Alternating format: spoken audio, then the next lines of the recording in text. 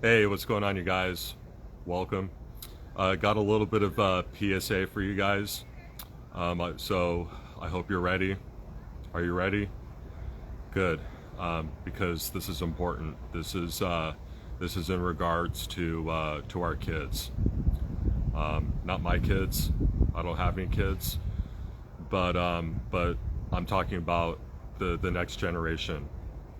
The people, the children that are going to grow up and they're going to lead the world, and they are going to take care of us. Or they might say, "Fuck all of you guys. You can rot and die on your own. We're not going to take care of you. We're just going to save. We're just going to make this world our own, and you guys can go ahead and die off." Um, because make no mistake about it, Gen Z, I firmly believe that Gen Z and Gen Alpha will change the world dramatically. Um, I think I do believe that they are the solution. They are the answer. Um, Millennials, Gen Xers are pretty much a lost cause at this point. Um, the baby boomers are starting to get old. You know, they're starting to they're coming up on Social Security and retirement age, and other generations prior to that are are gone. The people that served in World War II, people that served in Vietnam, all those people are gone now. So it's up to these younger generations. But we're doing a really horrible job at raising them right now. Um, I mean, parents, how many of you how many of you parents out there talk to your kids? How many of you parents have deep, personal, close relationship with your children? Um, how many of you are raising them right? Now, now, what does that look like? I have no idea. I'm not a parent. Um, quite honestly, the thought of having kids sometime in the near future scares the living shit out of me, because I don't know the first thing about raising kids. Um, I, I I don't want to fuck them up, but I also don't want to coddle them at the same time. So what does the middle ground look like? I have no idea. Um, but I do believe it exists.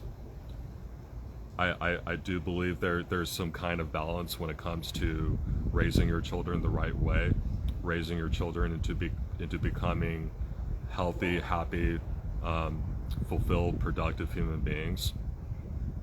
I have no idea what that looks like, but I'm pretty sure it does. Here's what it shouldn't look like. It shouldn't look like parents just dropping them off at a school, and they're not even dropping their kids off at school anymore. They're getting Ubers, or they're getting Lyfts for their kids. I mean, really think about this. When I was growing up, like other generations prior to me, grew up with you know with the parents telling us, hey, don't talk to strangers.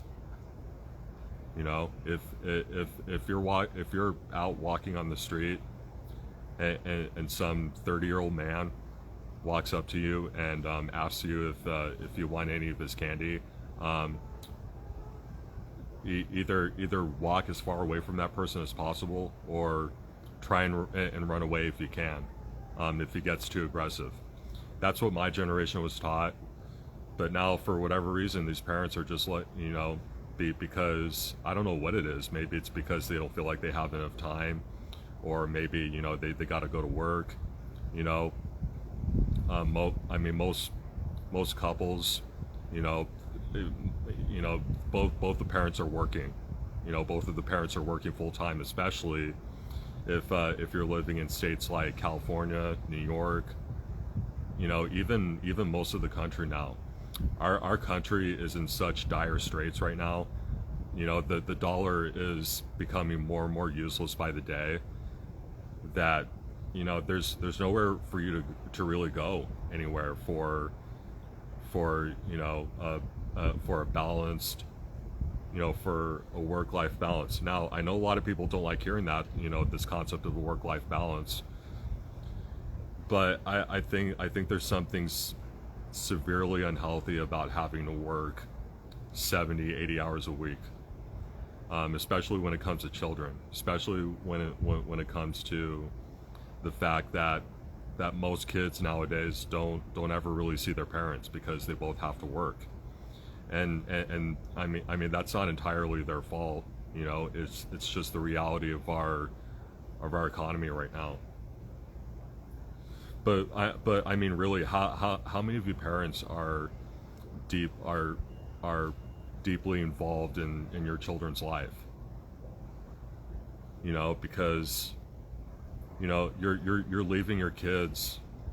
First of all, you're calling some stranger to come and pick up your kids and drop them off at school. I mean, that doesn't seem right to me. That seems a little bit dangerous. And second of all, when your kids do get dropped off at school, they're being left at a brick and mortar place with a bunch of other strange adults that are looking after them and are supervising them. I mean, how many hours out of the week? Like, you know, 30, 35 hours out of the week. That's a very substantial amount of your children's time is spent with these adults.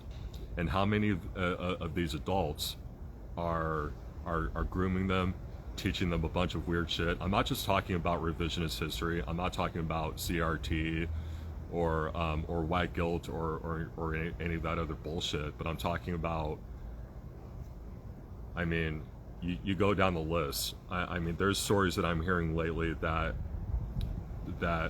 I mean, if you heard about them, I mean, you would shit your pants.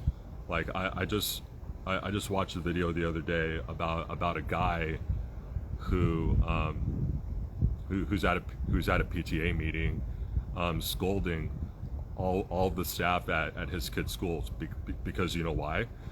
Because one of the male teachers over there is one of his assignments is that his kids have to pick a partner, and they have to pick a boy or a girl. Who would you I forget what it is. Who would you that's right, who would you perform oral sex to? Pick anybody in this class. Who would you go down on right now? And I think his daughter, it's his daughter. His daughter is around 7 or 8 years old. And as per her school assignment, she has to pick someone. It doesn't matter if it's a boy or a girl out of her class, whom she would want to perform oral sex for. Really wrap your brain around that. That's disgusting. I mean, that's scary. How many versions of that man are out there teaching your kids right now? When I heard that, when I watched that video, I can't even imagine if that was my kid. Because if that was my kid, that teacher would cease to exist. I'm telling you right now, I would do more than what that guy did. You know, yelling, and he was pissed. He was fucking infuriated. I would be too. But, you know, there's so many, you know, people with mental health issues, and everybody's got mental health issues. But these teachers that are getting hired, you know, like some of these grown people, like that lady or guy or whatever the fuck that went into a school in Nashville and shot up a bunch of kids. You know, all got severe mental health problems. But guess what?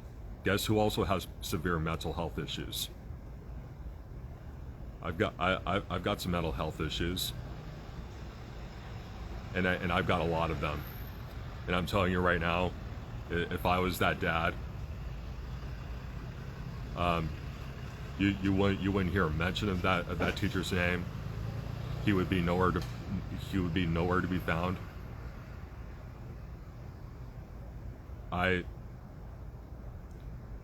Words can't even describe what I would do to that guy if I found out that my daughter is being taught like that, being told, not asked, being told to pick somebody out of her class that she would want to perform oral sex for, and if she didn't do that, she would get a D or she would get an F. She would fail the class. So now her grades are slipping, right? So now she can't move ahead, and she can't move from the second grade to the third grade, right? She can't move up in the world because now she's being forced into this awkward position where she has to. But anyway, I digress. How many more teachers are out there, and how many of these teachers are you guys just lackadaisically leaving with these people? You know, so, you know, here's what I've been thinking about, and here's what I want to do. And I never thought I would say this, but I honestly don't know if any school is safe right now to leave your kids, or to send your kids off to get an education. I honestly don't know anymore. There's a school district where I live right now that you would never think in a million years would be teaching these kids these shit. They're prescribing estrogen and testosterone to these little kids and fucking them up for life. I would even go so far as to say that they're intentionally murdering these kids. Let that sit for a little bit. Are you scared? Are you kind of freaked out by what I'm saying right now? Good. So what are you going to do about it? Well, maybe it's time to have a conversation. Maybe it's time to check in with them. Maybe it's time to put the phone down. Maybe it's time to ignore the emails for at least you can't take 5 to 10 minutes out of your life to ignore your emails and pay attention to your child. You can't ask them what's going on. What are these teachers teaching you in school? What are these teachers doing behind the scenes that you need to know about personally? And look, I don't have a dog in this fight. I don't have any children. But I feel like I'm not trying to be a martyr or anything like that, but I feel like I'm one of the only people right now standing up for these children. And look, I'm not trying to be accusatory. I'm not trying to be I'm not trying to be mean or anything like that. But how involved are you in your children's life? Really? I mean, it's a fair question, right? I mean, these are your children. These children are going to grow up and become adults. And they're not just being taught whatever they're being taught at school. They're looking at you. What is my mom doing? What is my dad doing? Are they communicating with me? How do they go about their life? How do they carry themselves? How do they talk to each other as a couple? How do they treat their friends? How did they all that stuff matters.